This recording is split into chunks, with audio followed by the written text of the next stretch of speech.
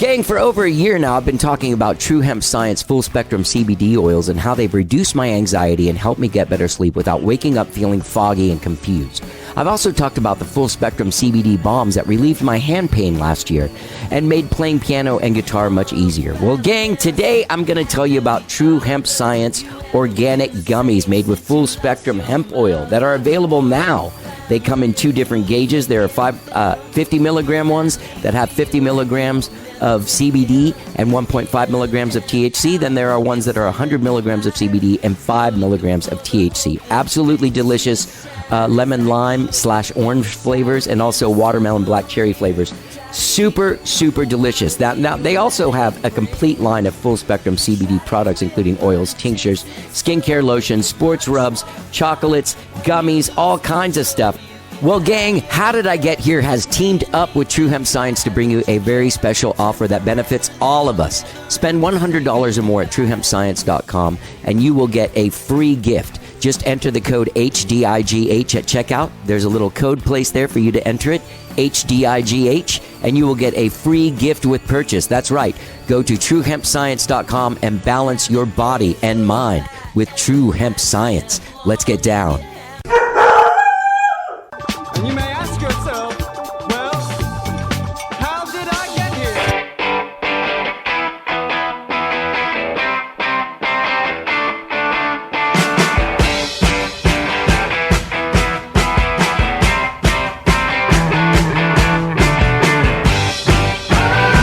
It's time for How Did I Get Here? And now here are your hosts.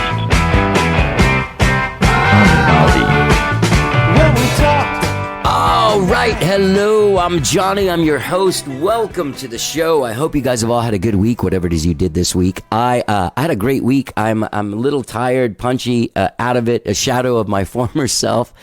I went and did this gig in Scottsdale, Arizona I left Wednesday, came back Thursday night. It's for this company called Song Division. You can look them up and see what they do, songdivision.com. It's really cool. They use songwriting as a corporate team building tool. And so I went and did that. And basically you get together with all of these musicians from all over the place. Like there were musicians from Nashville on this gig, Las Vegas, Los Angeles, New York. We all got together.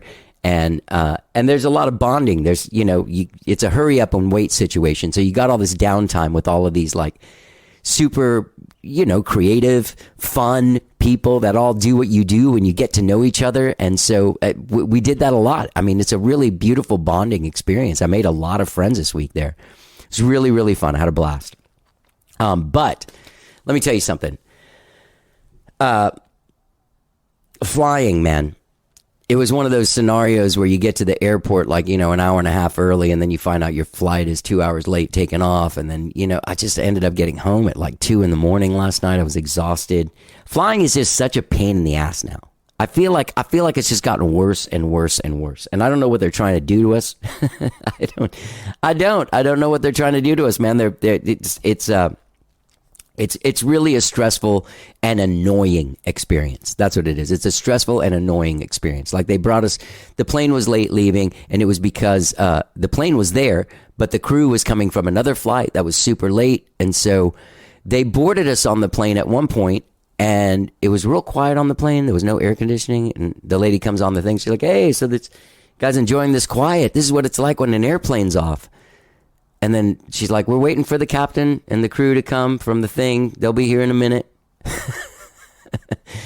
And then like 15 minutes goes by and she comes on. She's like, yeah, it's getting hot in here. They're going to be here pretty soon. But if anyone's feeling a little faint or anything, it got really hot. Like they just put us all on this plane with no air on it or anything.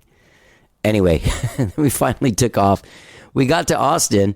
And we got here so late that I guess there's not people at every gate that are there to put that little hallway up to the door of I don't even know what that thing is called. The hallway thing that they moved to the door of the plane. There was no one there to do that. So then we got here and sat like at the terminal waiting for someone to come let us out of this plane for like fucking 20 minutes, which doesn't seem very long, but it's real long at the end of a flight.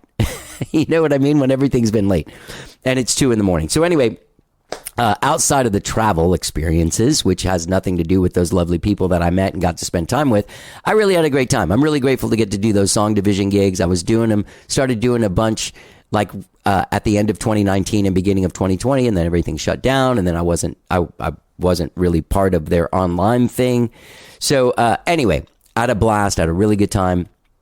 Got to make a lot of new friends, bonded with a lot of people. You'll be hearing from them on the podcast. I invited almost everyone there to be on the podcast.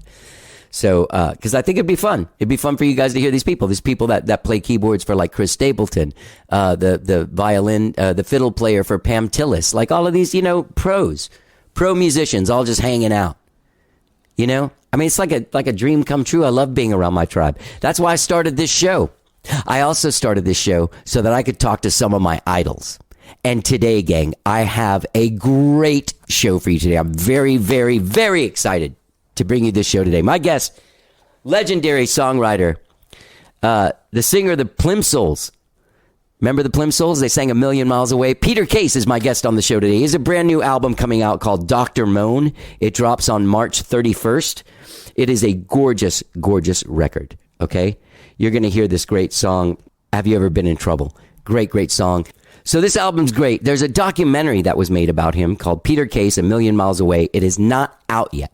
It was made by a guy named Fred Parnes, but I got to watch it on a little screener thing, and man, it is beautiful. I watched it twice. It's a gorgeous, gorgeous documentary. He's had an amazing life, just a really exciting life. So like he started out like as a street musician, like he was born in Buffalo, then became a street musician in San Francisco, and just the stories, they're just great. Then he joined this band called The Nerves, and they moved to L.A. Turns out the guy from The Nerves, his buddy in The Nerves, Jack Lee, he ended up writing songs like Come Back and Stay by Paul Young. I don't know if you remember that song. And the legendary Hanging on the Telephone by Blondie. He wrote that song. And if you go listen to the Nerves version, it's pretty much exactly the same. So then he started the Plimsouls with Eddie Munoz, the amazing guitar player. And you know the song A Million Miles Away from Valley Girl, and they're the band playing in the background. That's where I first heard of them. Then he launched this amazing solo career where he just did all these records with like Mitchell Froom and T-Bone Burnett, and he's just been growing and growing and growing as an artist, as you should. His songs were great in the 70s and 80s. They're fucking amazing now. This new record, he's got a brand new record, as I said, Doctor Moan. It drops March 31st. He went back to the piano. He did this song on piano, wrote these songs during COVID. We talk all about it. Peter Case, legendary musician, 3 Grammy nominations, hasn't won one yet, but hopefully he will. You can find him at petercase.com. He's about to head out on tour in April. Get out there and see him. Go see him. About 20-something years ago, his son Joshua Case lived here, and me and him ended up being total bros and hanging out almost every day for the summer of 2001. That's the truth. We hung out a lot that summer. And he was a great friend to me in a time when my life was kind of sideways. And I hope I was as good of a friend to him then. But he moved to Brooklyn, and I've kind of lost touch with him. So hopefully I'll reach out and tell him, hey, I interviewed your dad. What do you think of that? Surprise. Doctor Moan, great record. Get out there and check it out. He's got an amazing discography. Amazing discography. Peter Case, amazing story. Of course, from the Plimsouls. This documentary, I'll let you guys know when it comes out. I don't think they have a release date for it. I asked about that. No one really knew. I think it comes out in like May. Fred Parnes is the director. Peter Case, A Million Miles Away is the documentary.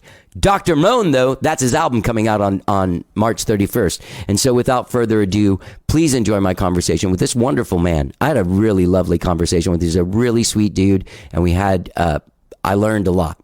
So without further ado, please enjoy my conversation with this amazing legend, Peter Case. Let's get down.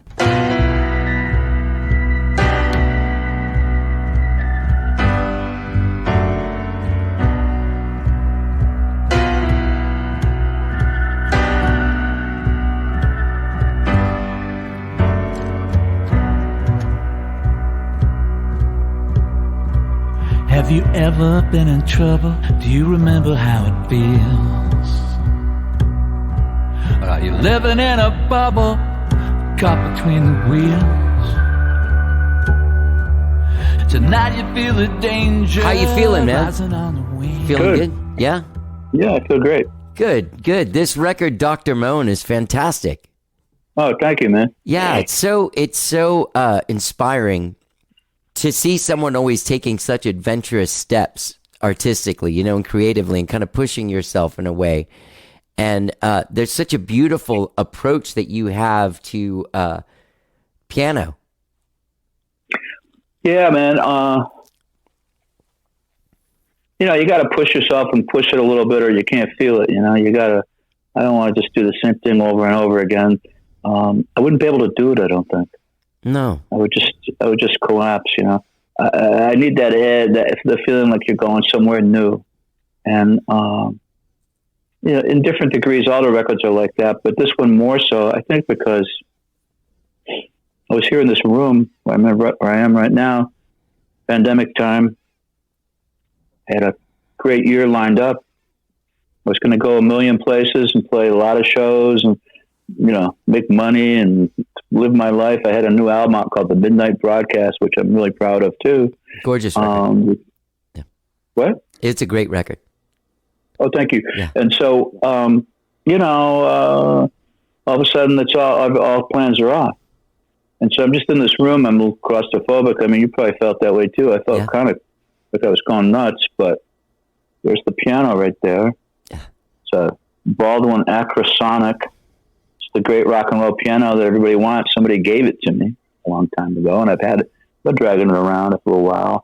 It's a great piano, and then all of a sudden, all I got is time. I'd start getting up every day, having my coffee, and just playing piano playing piano every day. I started out, I wasn't writing songs on it. I wrote songs on the piano like way, way back, you know, like in 1970. The first song on Midnight Broadcast is a song I wrote on the piano when I was 16. But I hadn't really written that many on the piano lately. And so I started out playing stuff I like. I don't know if you know who Jimmy Yancey, you might know him, and I learned some of his stuff. He's the guy that sort of originated kind of like Chicago blues and boogie woogie piano way, way back. It's a great inspiration. Okay. And, you know, I'm listening to Monk a bit, and I can't really play like that, but I can sort of like do a gut butt version of jazz, you know, Sure. And I figured out I could play the changes, you know, and I did that and learned some stuff. And so I'm doing all this stuff, and I'm playing every day, just playing stuff I like to hear. And then one day I just started playing this melody just showed up, and I just started playing it. And then I worked on that and started writing words for it, and the record just went from there. And then instead of doing everybody else's material all the time, I was kind of just getting up every day and just make these songs were coming. So that went on for a while. And it took, you know, this is a great opportunity because even though it was a terrible time in the world, I was able to play and then get inspired to write songs and then actually work on the songs, get them together, learn them. You know, you got to learn them after you write them because, like, once you write them, then you don't really know how they go. Yeah. And then record them all in one fell swoop. You know, that went on for like a year or more, and so quite a bit more actually. The whole process. I couldn't really tell you how long it took, but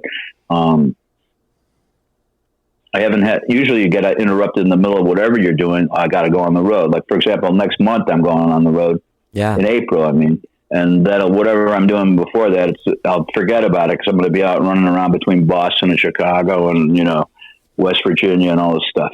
So you don't, whatever you're thinking, you're going to have to start all over again when you get back. That's how it works. And, or at least try to pick up where you left off, which is hard to do, picking up where you left off. Like, you come back and you look at it and go, what is this?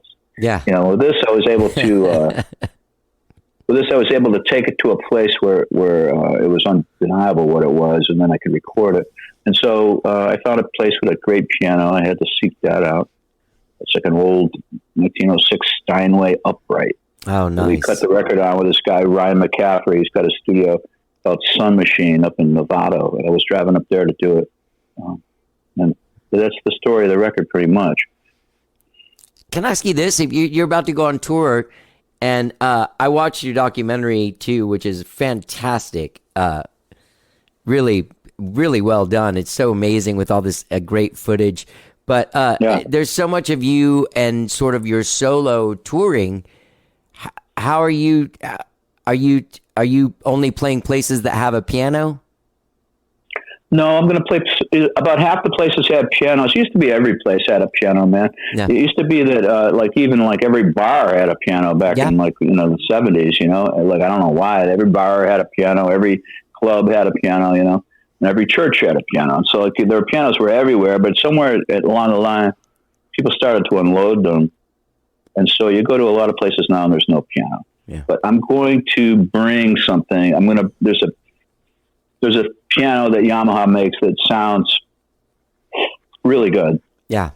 And I don't have to pay $1 million for it. And I don't know how road durable it's going to be. It's just kind of a new area for me. So the places that don't have pianos, I will be able to do that.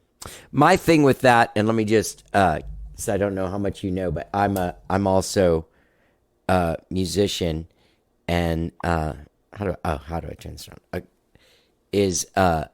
I also have piano, organ, and I even have this Nito old Rhodes 54. Oh yeah. But what kind of piano is that over there? It's a Daewoo, which I guess is Korean. Okay. It was given to me in this great piano trade with a whole bunch of people here in town. Like somebody got a new piano and then gave their old piano to a person, and then the last person gave their piano to me. Okay. Yeah. That's cool. Yeah, it was really cool. So you know the game a little bit with these keyboards, huh? Yeah, and I play keyboards in a band, and my thing is the weight of the keys. That's right. The Yamaha has a nice weight. Good. And it's a graded weight too. It's up and down. It's not all the same everywhere. It's like just like a real piano. They grade, the gradation goes from the heavier notes on the bottom to the little lighter on top. Oh, that's fantastic. What band are you in? I'm in this band called Skyrocket, but I'm also a solo artist too. I play guitar mostly in my band. Were you in a band when you in the 20 years ago? Yeah. I was in a band that was on a label that was I was on a label that was owned by Lars Ulrich from Metallica that was under Elektra. Okay. Yeah. That's cool. And so sort of like that summer I had this thing which I hate to say, but I'm sure you understand, where I left my label. That whole thing was like a horrible fucking scene. And then also separated from my wife, like living on my friend's couch and all that. It was. I get it. It was that era. I get it. No, it's been there. I heard that. So, yeah, and well, let's talk a little bit about this documentary, Peter Case, A Million Miles Away. How do you, Fred? Is it Parnes? Yeah. Okay, Fred Parnes. They directed it. Did such a great job. He did do a good job. People seem to like the film. He did a really good job. I didn't really know his work before. I was on the tour. I was up in the mountains in New Mexico or something driving. I was with this guy, Frank Lee Drennan, that I was on the road with. We were driving along up there, and phone rings, and it's a Hollywood number. I don't know. And I answer. This film director, Fred, and he wants to make a movie. And I talked to him for a little while. I'm like, okay. So I hung up with him, and I'm like, Frankie, man, this guy just called, man, and he wants to make it's like this director. He wants to make a movie. Like, wow, man. We didn't know what to think about it. So I was on tour for a while. When I got back from the tour, I was playing over in Berkeley at a place called The Back Room, sort of my home club in the Bay Area. And I go over there, and those guys come out to it. Fred and the music director is this guy, Chris Seafried.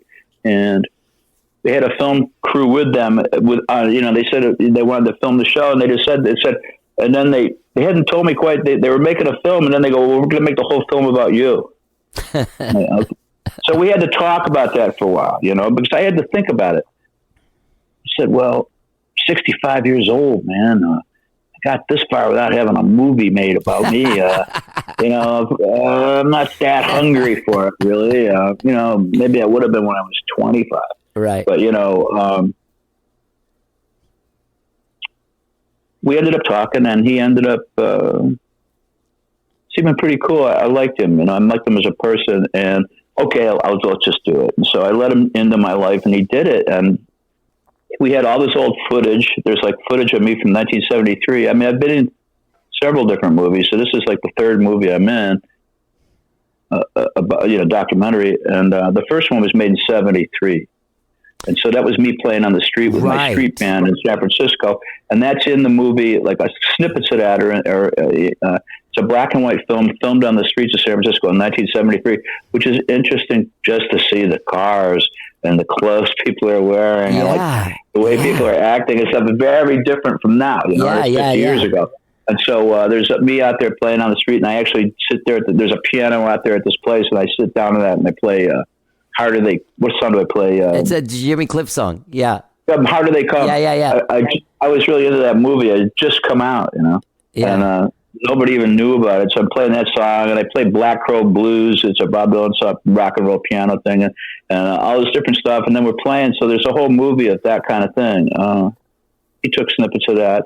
So there's that. And then he collected a lot of different things, interviews with the Nerves and Plimsouls footage and a lot of other things. And then he took the great thing that he did, I thought, which I thought really made the whole thing really work, is he took me now into a great recording studio, which is Sunset Sound. Yeah. Which I don't think I'd worked there since I left the major labels, Yeah. And he took me to Sunset Sound and with some great musicians, and we recorded in there. And so that's all in the movie.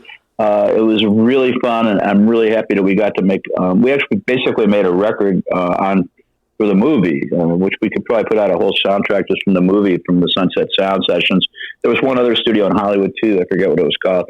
It was a good studio, but Sunset Sound is a great studio. It's where I did blue guitar there. Oh, really? Yeah, it was in the room. I remember when I did blue guitar, Prince was over there. Oh, yeah? Recording, and it was in the room Prince was using at the same time that we were doing blue guitar, I used to come out and he'd be like shooting baskets at him. But anyhow. Everybody always tells this story of him out there shooting baskets. He must have played basketball a lot. He brought in a basketball hoop for him, and then he also had a couch out there, and he would shoot basketball, but like with these big high heel shoes on, and then he would lay down on the couch and write his lyrics, and he'd just be laying there like in the middle of the basketball court writing his lyrics on the couch, like just scribbling, And so that was interesting. It was always interesting at those studios back in the West. You'd see all sorts of crazy people, but not crazy people, but amazing people. Yeah. The first day the Plimsouls ever went in the recording studio, right? It was our first day in a major label studio, a major recording studio.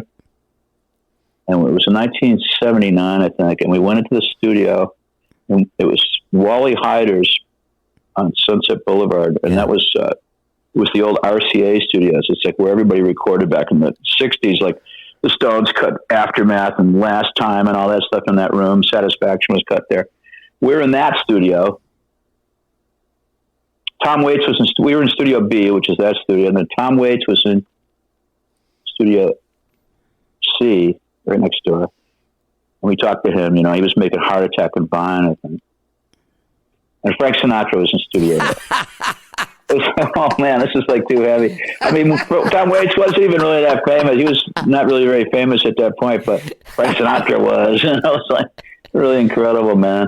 And, so I think he was doing like a Tony Rome soundtrack or something, Wow. But that was exciting. It was exciting to be there in that room. We didn't know how to make a record, really. We didn't know how to make a great record, and we didn't make a great record in that on our first record. It was another year or two until A Million Miles Away and all that. I mean, we made a good record, but it wasn't a hit. And then, but it was a great experience. It was so much fun, and it was great to be back at Sunset Sound. It's got the best echo chambers in the world. Yeah. Like they're old, they're very old, and they're like they're the real echo chambers. You know? And yeah. Can I ask you a question? Do you like to nerd out on things like that, like the history of Sunset Sound and stuff? Have you seen those videos they put out on YouTube? No. Oh man, they've like started this whole thing over the last few years where they have these long conversations with like Susan Rogers, and they've got a Steve Lukather one, like just like the long conversation. The dude that was an engineer. Susan Rogers was an engineer over there, right? She was an engineer there, and she was one of Prince's engineers at that time. Yeah, well, she was working with us. Oh, really? Before she went over to that. Yeah, I knew. I worked with her. I think. Pretty sure. Yeah, and there was a guy named Coke. I don't know why they call him that, but he was Prince's guy too. Susan before, the two of them worked over there. Yeah. But yeah, I believe I worked with Susan Rogers there.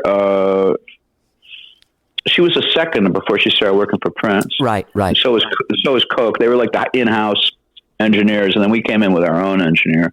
The way things worked back then. Was that a record that you did with T-Bone or with Mitchell Froom?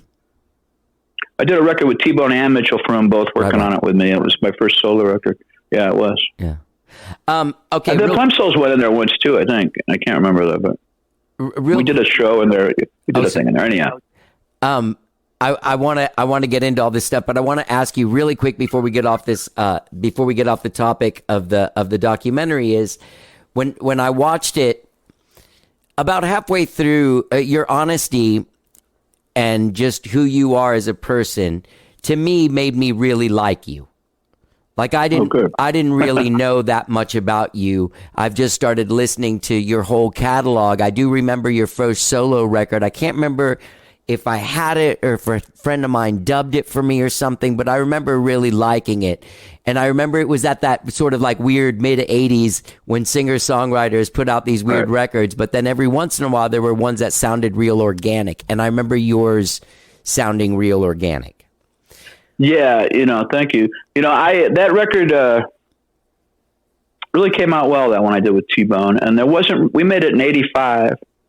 And there really wasn't anybody else doing that kind of thing right at that point. If they hadn't really come out yet, it was before Tracy Chapman was out. Right. It was before Suzanne Vega was out. Yeah. There were really nobody from the bands was coming out with a record like that. And I made a decision. I went back to some things I was doing before I was in the rock and roll bands. I did rock and roll bands for about 10 or 11 years right there before I went solo. And then I hooked up with T-Bone and we made that record, and it was based on the songs and the singer and in a different way than the bands were. And so it was definitely kind of like a breakthrough record for me, but also kind of like the first record of that genre. Like people didn't really know what I was doing at that point. So I was like the first person showing up at radio stations with a guitar. Nobody was really doing that, Wow. I mean, the Violent Femmes were actually doing it. So the two of us, and then once I went out on the road, people were telling me that Robin Hitchcock was out there, but I don't know if he was out there doing solo stuff yet or not. But I was, and I toured all around the country solo. Yeah, that's amazing. I opened up for rock and roll bands. I opened up for Husker Du and the Replacements and everybody, the Los Lobos. I would open up for full on bands and go out because I come from a background of you see in the movie as a street musician. Yeah, and that made me really kind of durable. Able to deal with all sorts of musical situations because just to unpack your guitar on a street corner, there's like 15,000 pounds of pressure saying, don't start singing out here. Like, this is not what this is for. This is a street corner. And so you would have to go break through this wall, to just play on the street. And then all these people would look at you like you were crazy, but you would just go for it. And eventually you'd win them over, Right. And so I come from that background of street singing. And I would do it so many hours every day, and I did it so long that it rubbed off on everything from then on. There's something in the movie that there's a way when you communicate with the audience, and there's something that's really implied throughout the thing as you become like a solo touring artist, is that you don't talk to anyone all day when you get to the gig, like you're just ready. I feel that same way when I do solo stuff like that. Like I end up talking half the time. No, I hear you, man. Yeah, it's kind of lonely on the road, and then at night at least you have that companionship of the audience, and it's fun, Yeah. And so, it's a thing. This big question that I have for you was while I was watching it and I was sort of connecting with who you are as a person and an artist, I thought, God, it must be fucking weird to sit down and watch this movie if you're Peter Case. When you sat down and watched the movie the first time, what was the initial feeling? Like, what did it do? The first time I saw it at a film festival in Santa Barbara, and me and my wife Denise went. And I didn't have anywhere to. I have a dog, a terrier, and I couldn't leave her at the hotel room. So I brought the dog to the gig, and I brought her into the movie theater, and then she's sitting on my lap. It's not that small a dog, but she's sitting on my lap in the movie theater, and every time like I would come on the screen or something, she's like, she gets startled, and so I was kind of bemused a bit, and then she had to go out. She let me know that we had to go outside, so I had to leave the movie in the middle of it, and so I didn't really even see the movie all the way through, and that kind of protected me, having the dog there, from the overwhelming sense of seeing yourself in a movie. Yeah. The dog couldn't figure out, why I was so big on the screen. I think it scared her, but it scared me a little bit too. but Fred did such a good job, and people seem to like it, and you got a really great response. And so, it's not the movie necessarily that I would have made, because I'm more into, French New Wave, Truffaut, and Godard, of course. So, or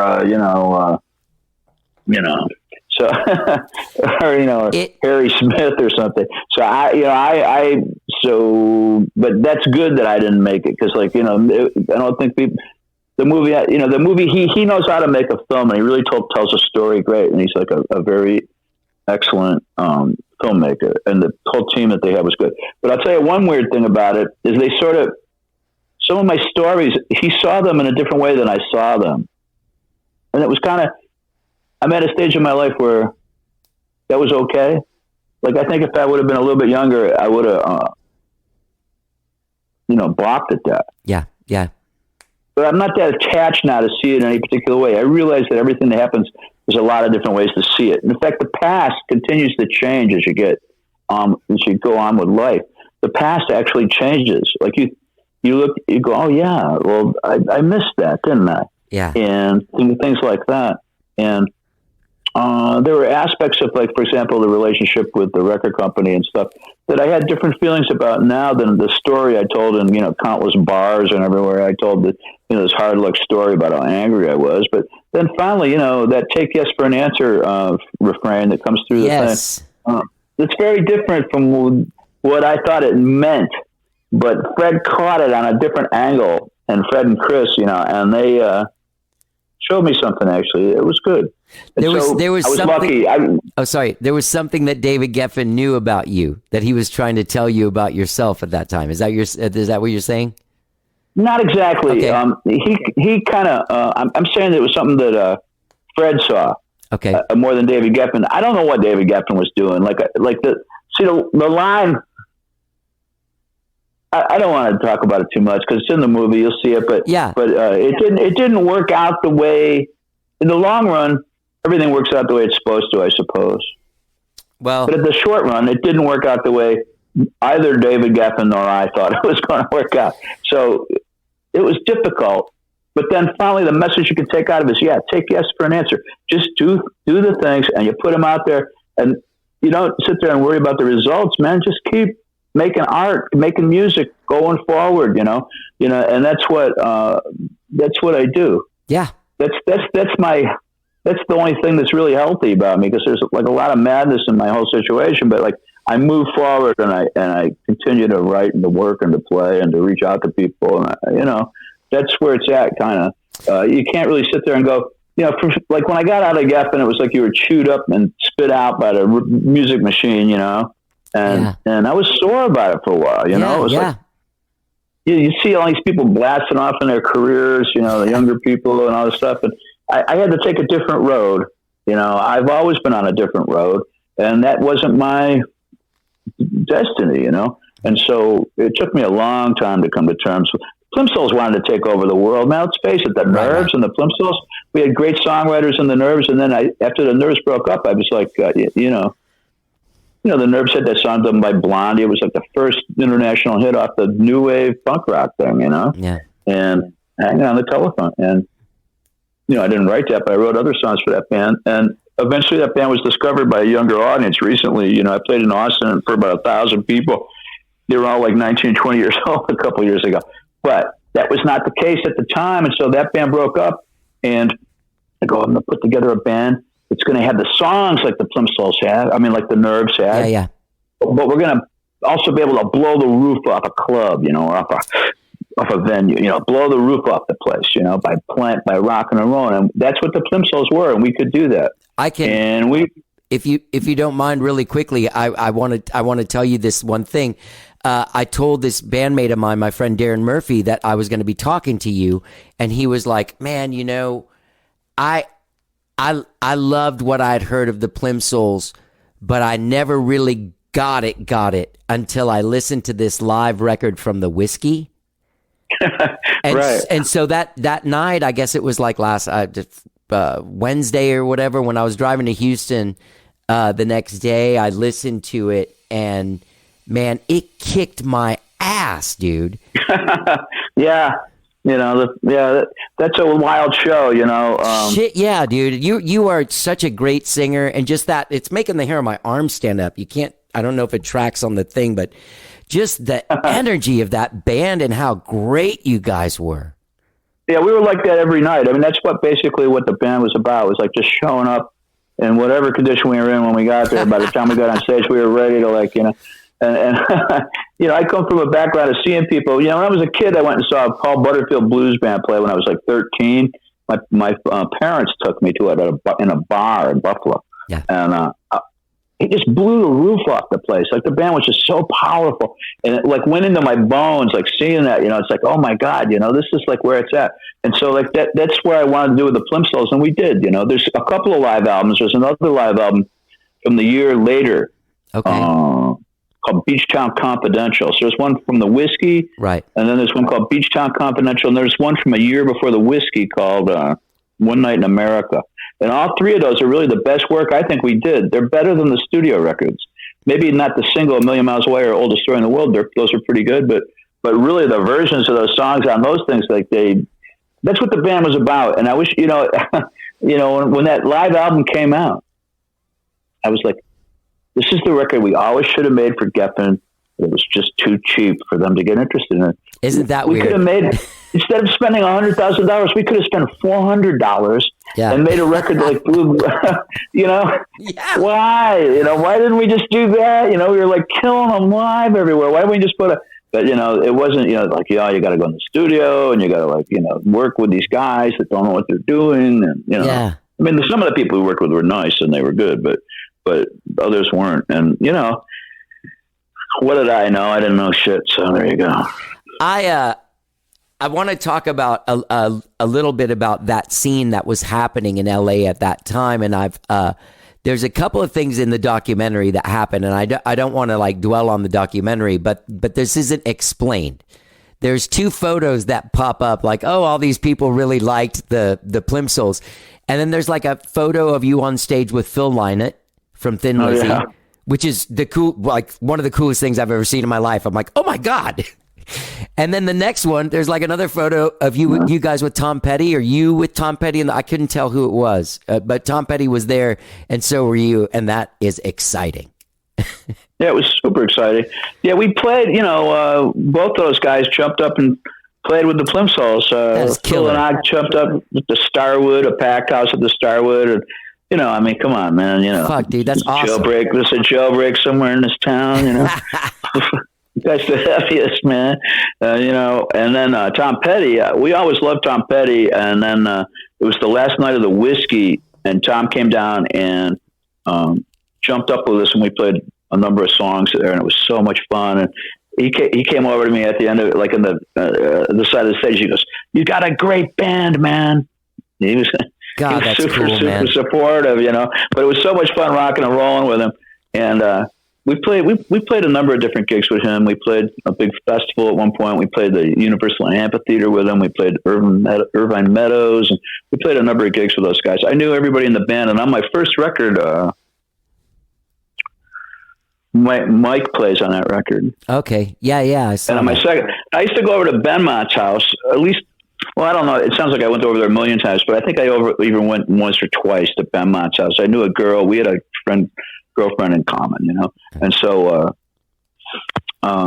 she took me over there one night, and we just sat in his piano room and played piano. This was like 1980 or 81, maybe.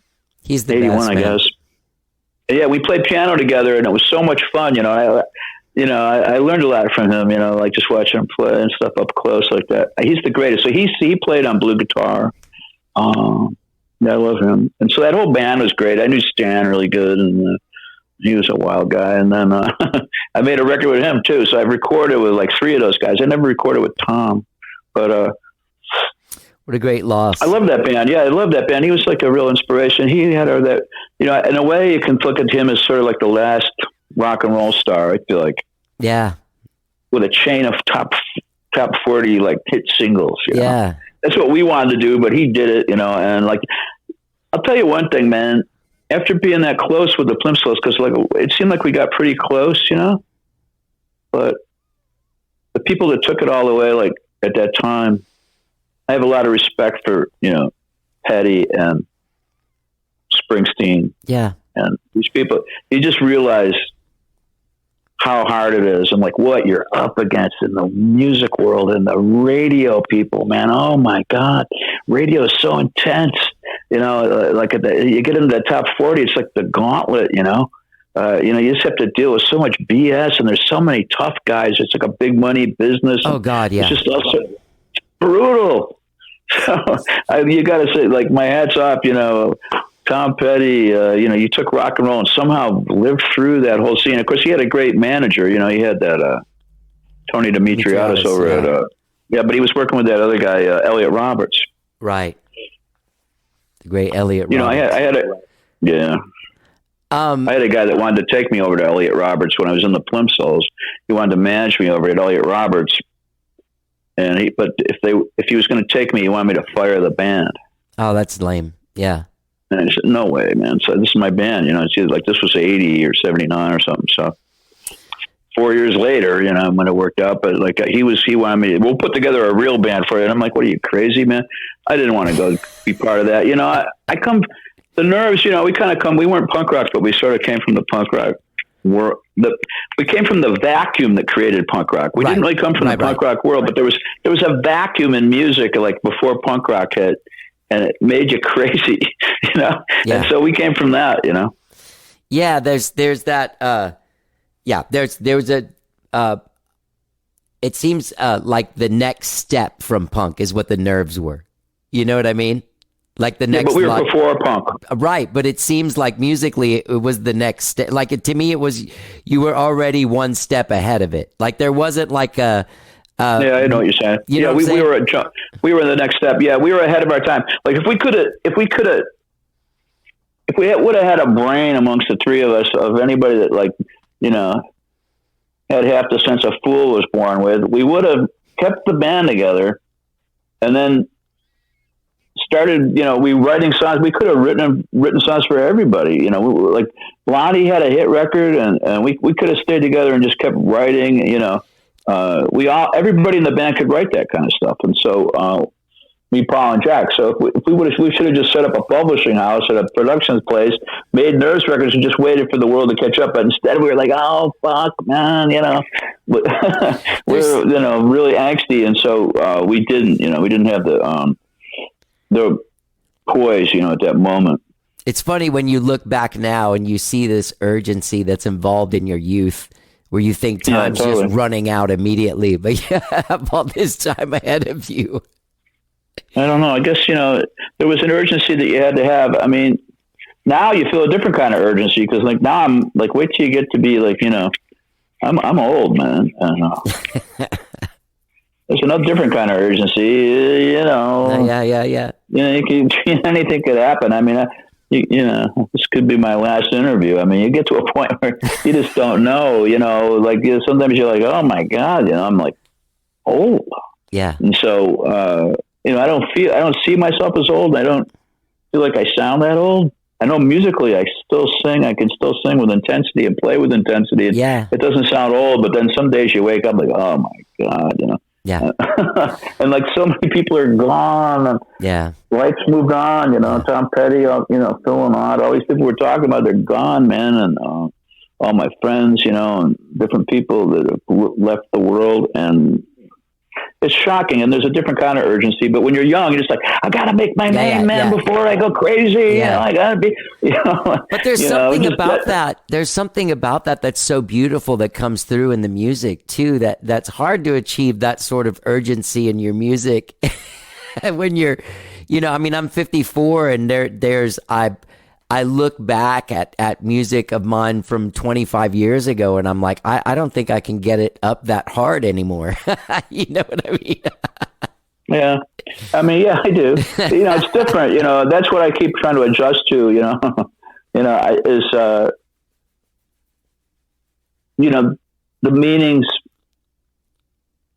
the meaning of music changes in a way.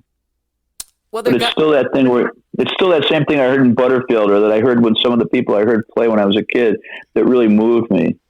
I saw Leighton Hopkins play when I was really young. I saw the Grateful Dead in the Airplane. I saw Butterfield. I saw a lot of great people play when I was really young. Doug Somm I saw play when I was pretty young. What a great man. What a great player. Yeah, I love what that a great guy. band. I was at a show, I was playing on the street, and I was like 19, and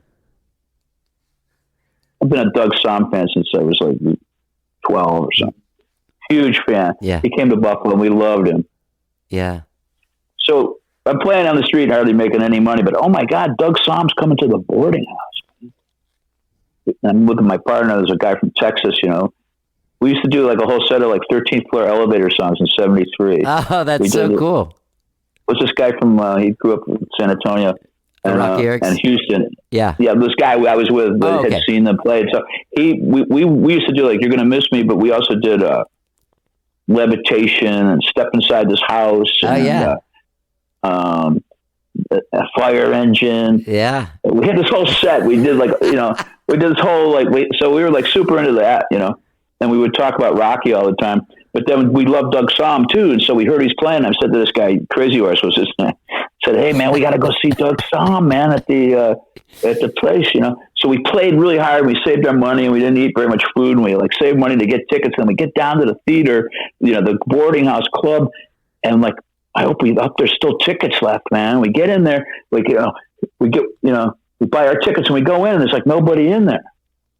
So we go, we can sit right up front, and I guess we're early, So we go all the way up to the very front of the stage, and about 10 more people come into this huge club, and there's about 12 or 13 people at the show. Wow.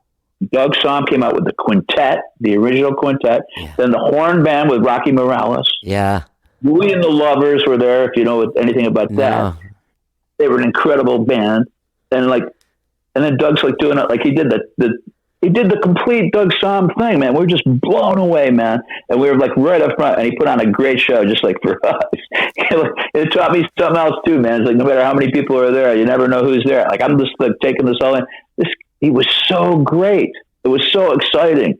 And so we started doing a lot of his songs too, like Dealer's Blues. And, we always did You're Gonna Miss Me, but, no, that was Rocky. We always did Dealer Blues, and we did, She's About a Mover. She's About a Mover is a song I ended up singing with Petty, one of the songs we do with Petty at the Whiskey. Oh.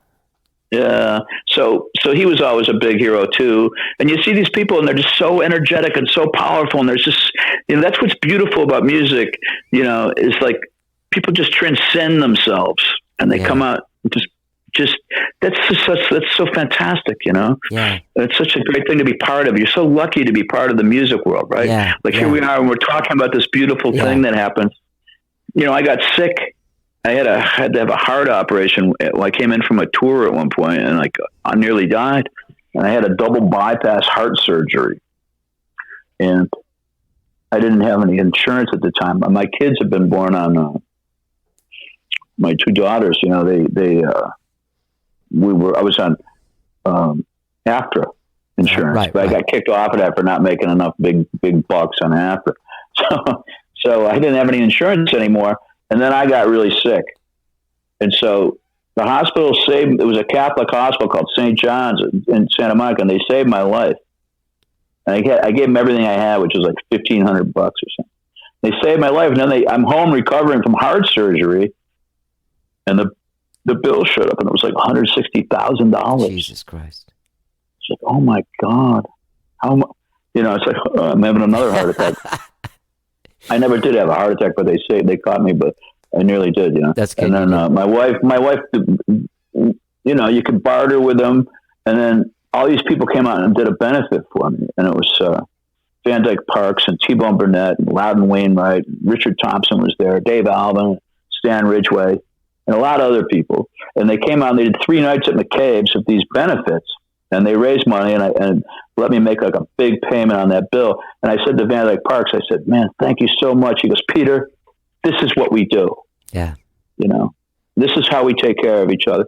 And like, I felt so lucky to be part of the music world and to, people have, it's such a beautiful thing, man. Yeah. The music is so great and everybody shares it. And it's, music, let's face it, there's 2 things that are the big realities in life these days. And one is music and the other one's advertising. You're just hit constantly by advertising. Yeah.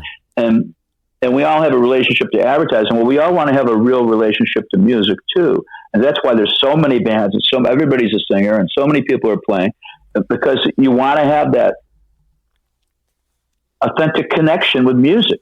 Yeah. And so everybody's doing that, like when we started out with the Nerves, there wasn't a million bands everywhere. There was like one band in each town that played original material. We went on the road, and sometimes Chicago didn't even really have a band. You had to go over to Rockford to get Cheap Trick.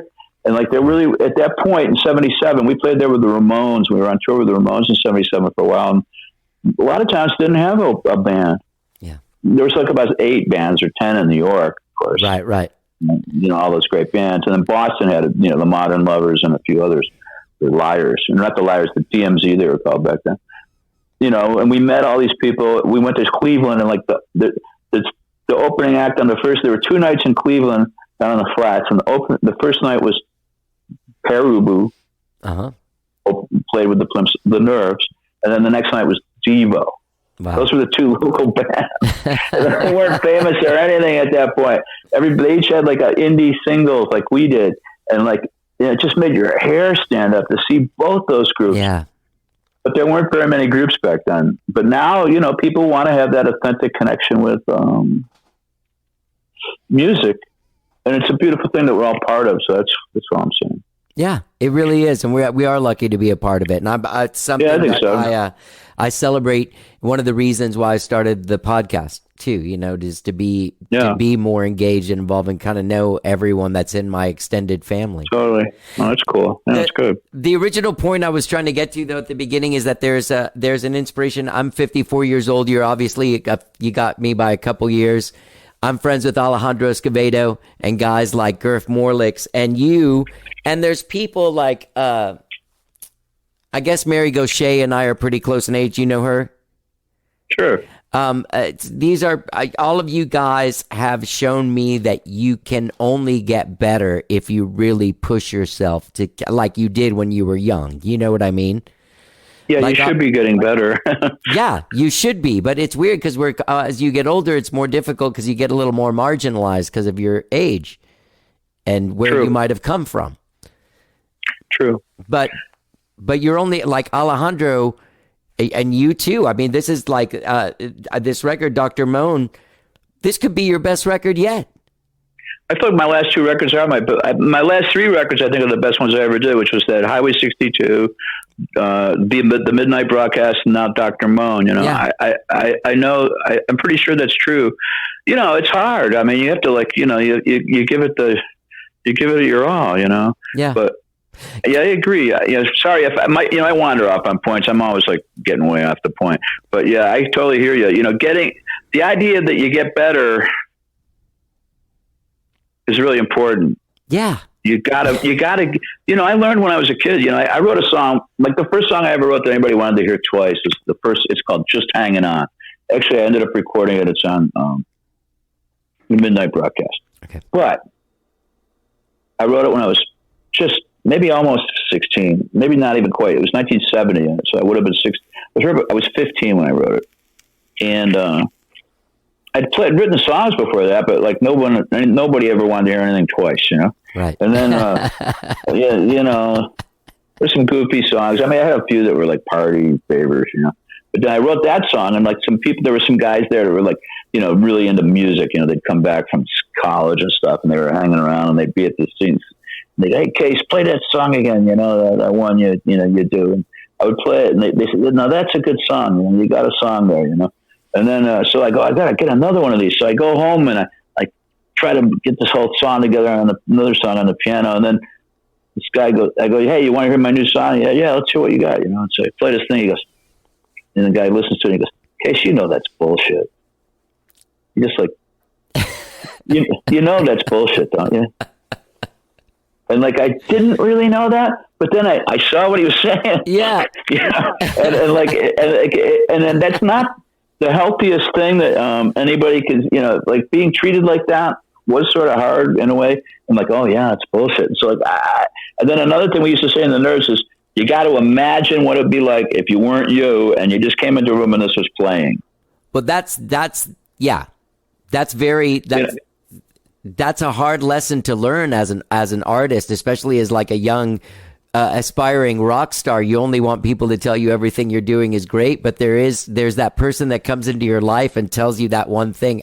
What would you do if you walked into a club and had no idea who you were? Would you walk out or would you stay? Yeah, that's the thing. See, and like that's, you got to have that thing. You got to bring everything you got to life. Like you want music and the words and everything. You want it to be like a mirror or a representation that's equal to life. You want it to be able to go out and grab somebody that's going through like something in life and get them, And so when I was a street singer, you'd be out on the corner of Broadway and Columbus and San Francisco, and there'd be all these people going up and down the street. There'd be like, strippers on their way to work, and the sailors coming in off the thing, and there'd be like guys coming down the street wearing plaid and white shoes. They were on their vacation with their wives, and there'd be all these people going by, and you would have like 10 seconds maybe as they went by to get them. Yeah, yeah. And it was a constant lesson in that, that you'd have just a few seconds to like really, so it was almost like you wanted to be like a hologram. You wanted like every second of what you did, they had the whole message in it. Yeah. And so I learned that a bit, and then and then you gotta, but being a big critic of yourself like that can also really backfire on you. Yeah. And then you're all of a sudden like, oh my God, I can't write. Right. I can't. I don't want to. I'm afraid to play or whatever, And so you got to have those two sides. You got to have the side of you that just like taps into the ether, and then you don't want to sit there and be listening to all this static, right? But then at some point you got to turn it on. You go, well, am I going to present this, or is this done, or is this what it is, or whatever?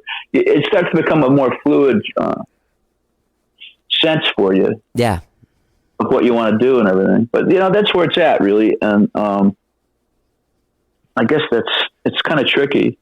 Yeah, I know that I had a couple of lessons. Like the Nerves was a lesson like that too, because you had 3 songwriters in the band. So you play your new song for the people, and like everybody was really ambitious in that band. Everybody was a type A, It's like 3 type A's in one band, So like, oh my God! Like I remember when I wrote the song "When You Find Out," I brought that to Jack, and he just like, he was trying to tear it apart, Yeah. And he sat down right in front of me, like with a guitar, like trying to figure it out. Like this can't be right, because he thought there was too many chords, but he ended up, yeah, you're right. That's the way it is, Yeah. And then sometimes he'd tear them apart and you wouldn't be able to do anything about it. Like, yeah, you're right. It's crap.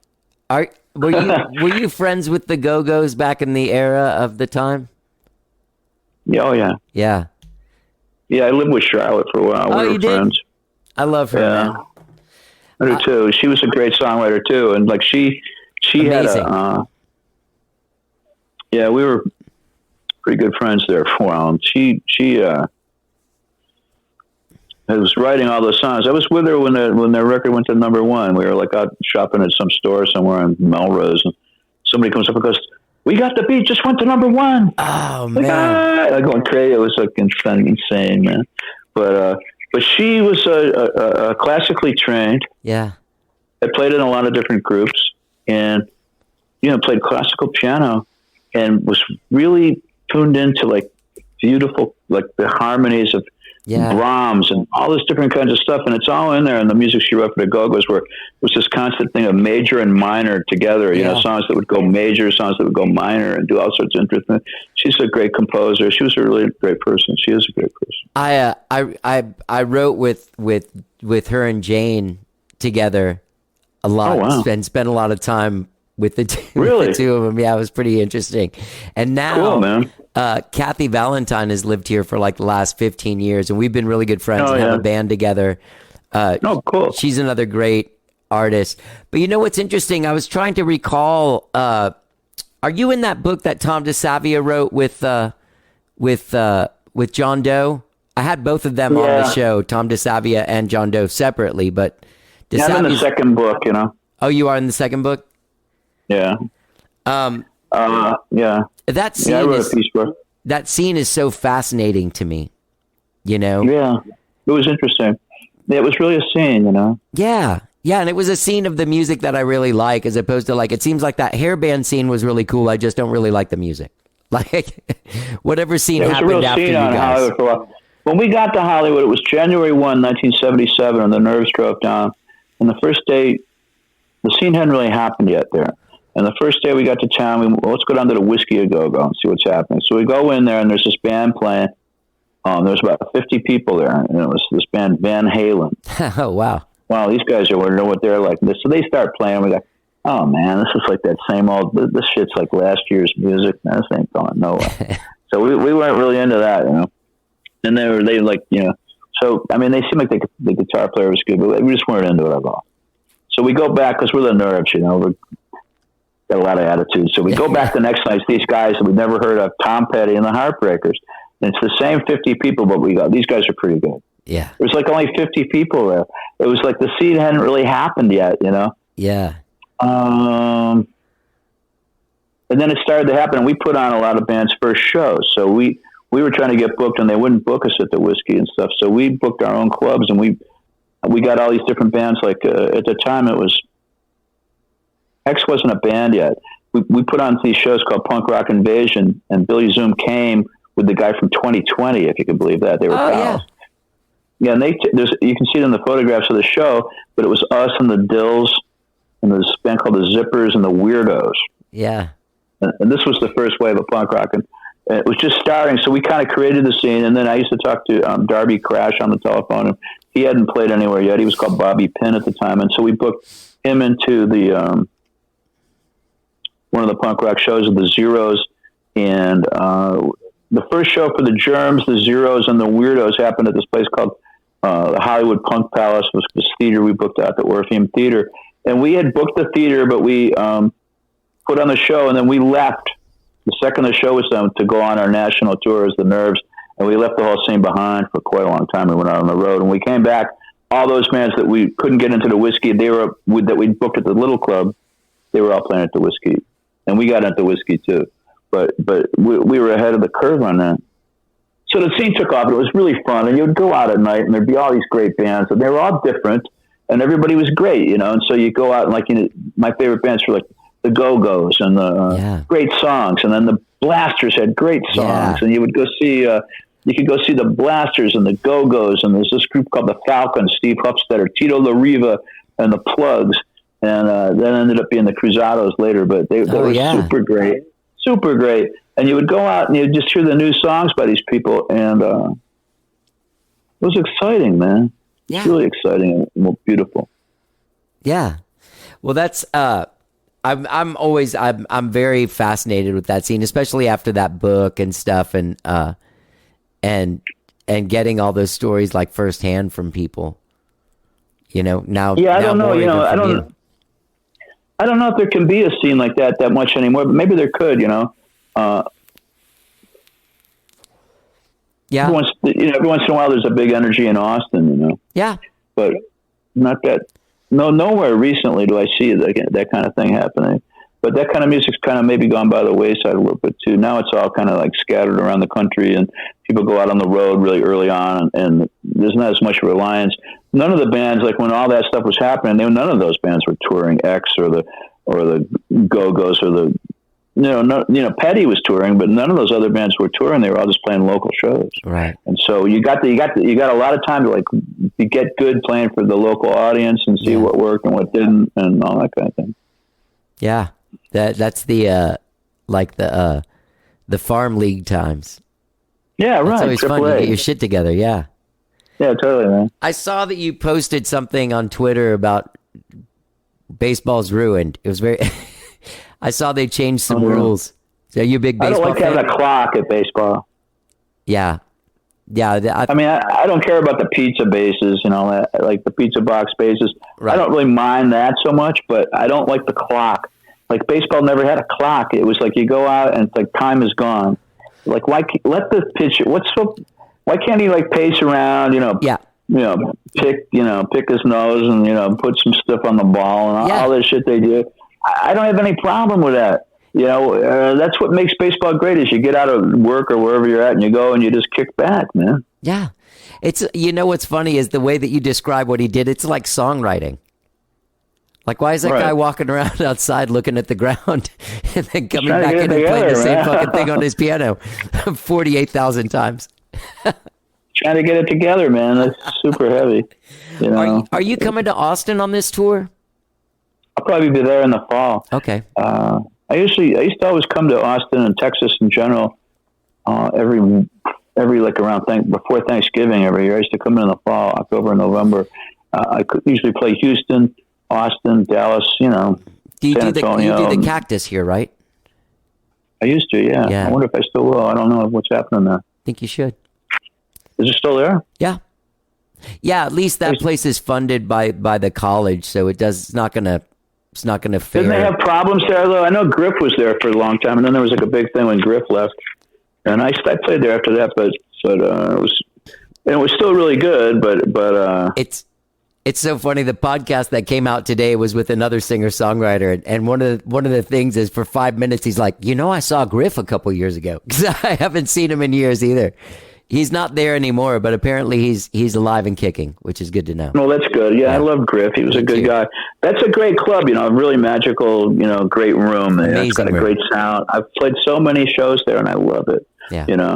And it's just been great over the years. So yeah, maybe I'll come back there. They don't have a piano, but like I say, I'm going to have a piano, so maybe we'll figure it out. Well, that's not so. They do now. David Garza somehow has a piano there whenever he plays there, because I've played it with him. What kind of piano? I don't know. Brown. A real piano? Yeah, a real piano. Yeah. Do you got a bunch of pianos like stuff that you take out to gigs? I'm in this band. That band Skyrocket that I play keyboards in is a cover band. So I use a computer software so that I can do everything from horns to synthesizers to strings to pianos to Wurlitzers, the whole thing, organs and stuff. Yeah, that's pretty cool. Yeah, it's a good time. Peter, this has been amazing talking to you. Great talking to you, man. Yeah, I got so much out of. I was gonna say when you were saying that you were in movies, I was like, the first time I ever saw you was at the movie theater on a screen in like where most people saw you in Valley Girl.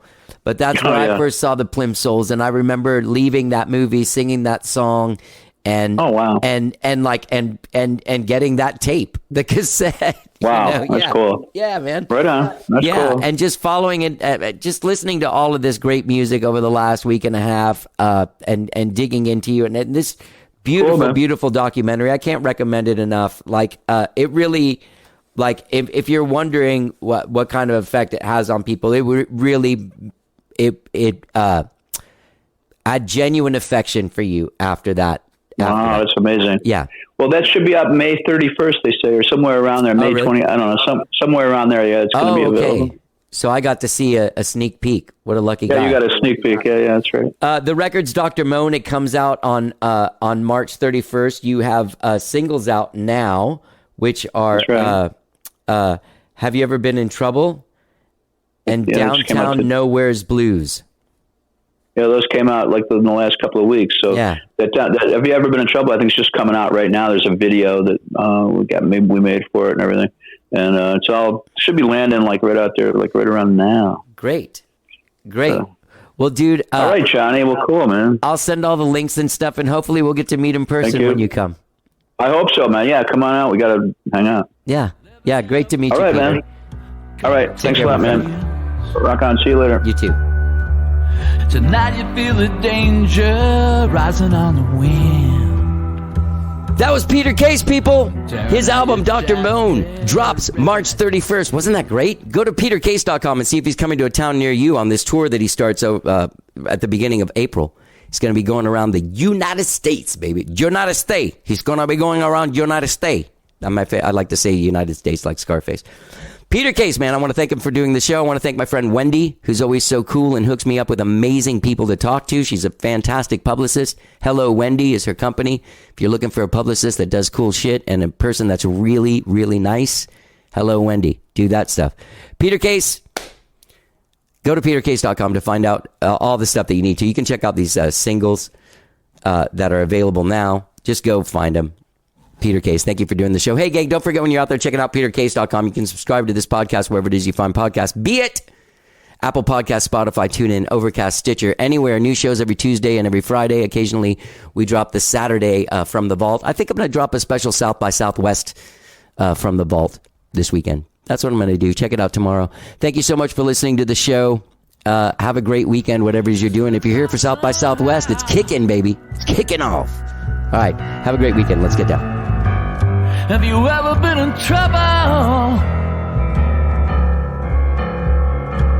The kind you're in right now,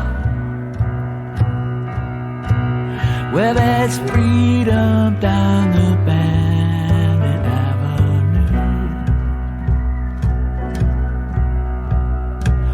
Do you see someone coming? Or something you can't do? Leprechaun boy, have a handsome taste. The winner gets the upstairs room. The loser cries and wears and sorely grieves. How do you believe? Asking you receive.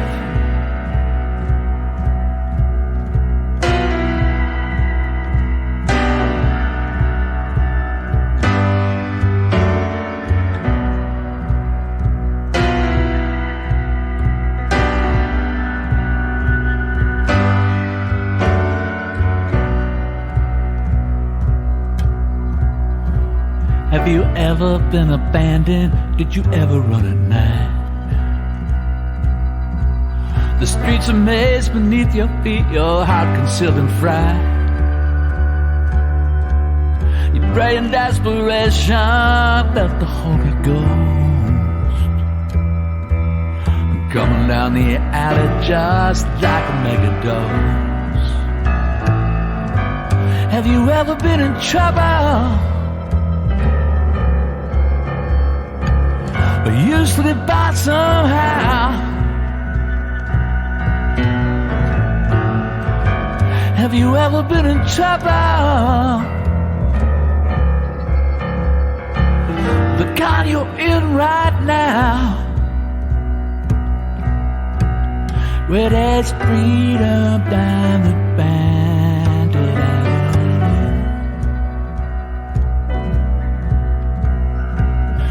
You see someone coming, or something you can do.